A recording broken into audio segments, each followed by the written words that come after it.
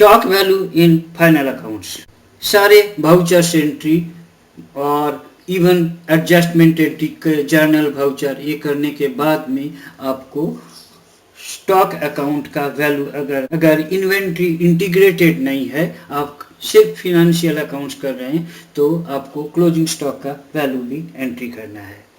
Normally manually या normal practice ये है कि क्लोजिंग बैलेंस का हम एक जर्नल एंट्री पास करते हैं, लेकिन टैली में आपको क्लोजिंग बैलेंस का जर्नल एंट्री पास नहीं करना है।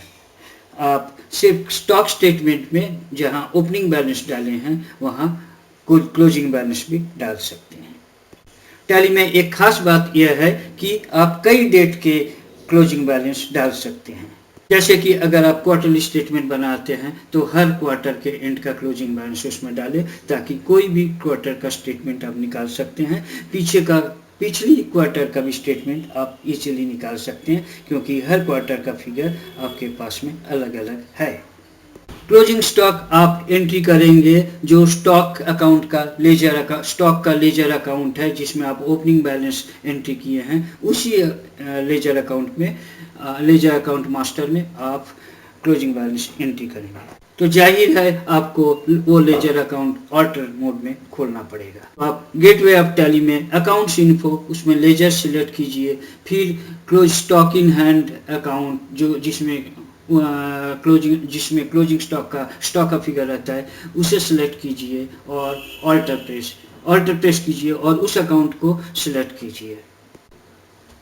तो स्टॉक इन हैंड का क्लोजिंग स्टॉक अकाउंट का लेजर ऑल्ट्रेशन मोड में मिलेगा।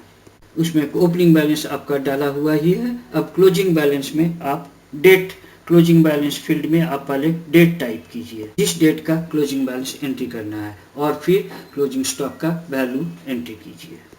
इस तरीके से आप कई डेट्स एक एक करके कई डेट्स हर डेट डाल सकते हैं और उस डेट का क्लोजिंग स्टॉक डाल सकते हैं। आप जिस डेट का क्लोजिंग स्टॉक डाले हैं उस डेट का प्रॉफिट लॉस और बैलेंस शीट प्रिंट करने से उसमें आपको उस डेट का क्लोजिंग स्टॉक का फिगर आएगा। Stock value in PL statement, closing stock value डालने के बाद में उस पीरियड का पीएल स्टेटमेंट में आपको closing stock value right side में इनकम साइड में दिखाई देगा, ओपनिंग का स्टॉक का वैल्यू लेफ्ट साइड में एक्सपेंसेस साइड में दिखाई देगा। सिमिलरली बैलेंस शीट में आपको क्लोजिंग स्टॉक का वैल्यू दिखाई देगा।